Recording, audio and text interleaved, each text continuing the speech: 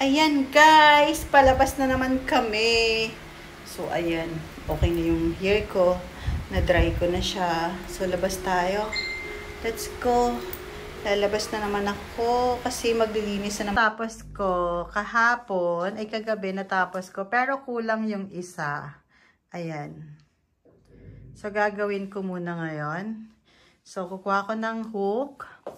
Eto guys, maglalagay ako ng cortina dito sa kabilang bahay. Tapos, lalagyan ko muna ng mga hook kasi nga, masyado siyang, alam mo yun, masyado siya maaraw yung yung sa labas.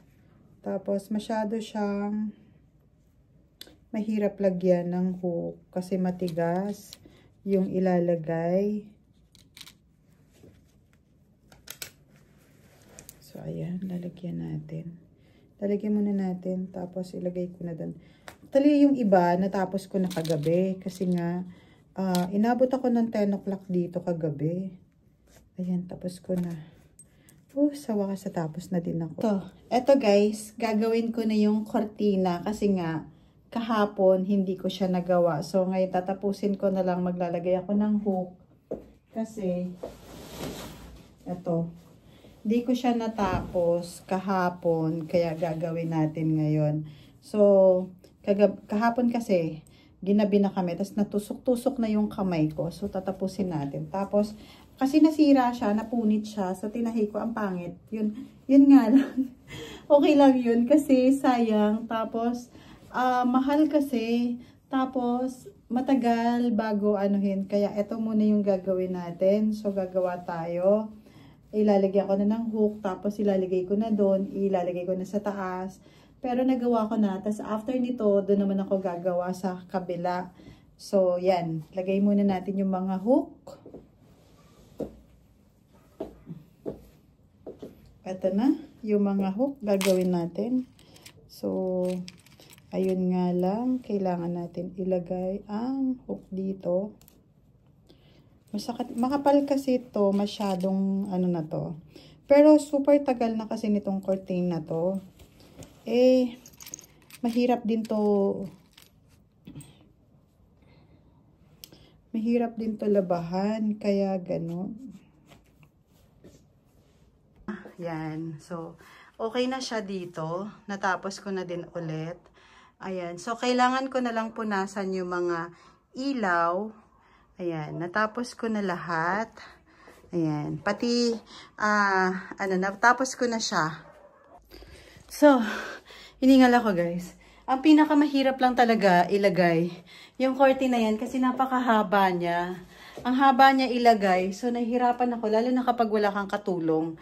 Na kasi hindi siya pumupunta sa dulo. Hindi ko siya magitna kasi napakahirap niyang ilagay nung curtain na yan. So, natapos na ako. Ang kulang na lang dito is yung nasa taas. Yan. Yan na lang yung kulang. Pero, almost natapos ko na talaga siya.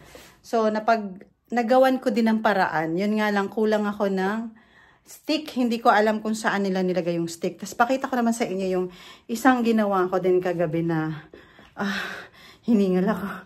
Isang stick at pinagsama-sama ko na sila pero may kulang kasi hindi ko alam kung saan nila nilagay or nawala or hindi ko alam kung saan ba.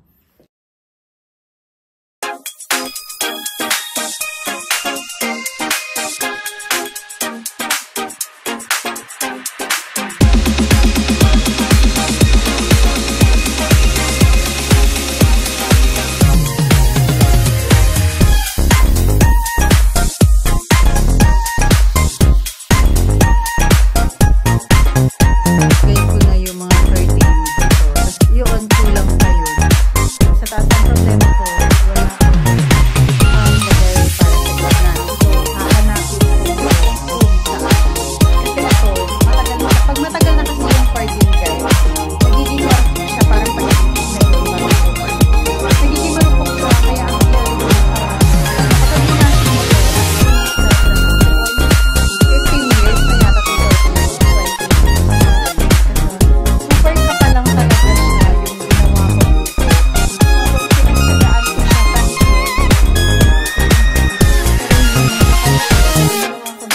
lang ko na dito parang combination na at least meron siyang white. Siguro na.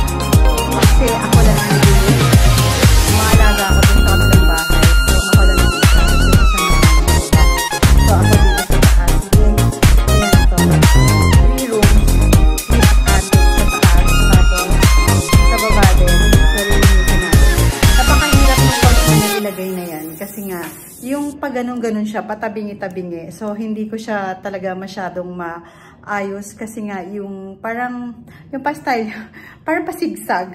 So, hindi ko siya talaga gaanong maayos. So, ayun, yan na lang muna nilagay ko. Pero okay na din. So, next sa third floor naman tayo. Ayan, natapos ko na din yung isa sa pinaka-master bedroom. Tapos na siya. Ayan. Kasi nakakapagod. Ayan nyo guys. May namatay na ibon. Para siyang nakasabit. Ayan o. Wow. Namatay yung ibon. Ay, Sula! Saan ikaw namasyal? Namamasyal si Sula, oh. Sula, pumayat ka. Sino nag-alaga sa isa Bacoor? Parusahan mo yung mga nag-alaga sa'yo, ha?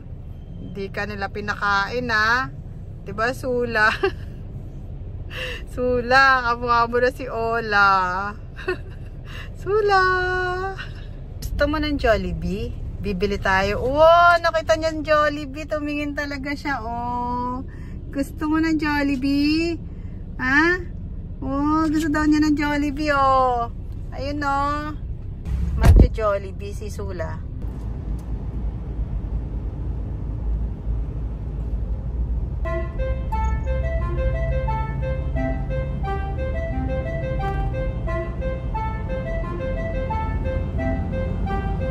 Nasakyan si Siki. Sula.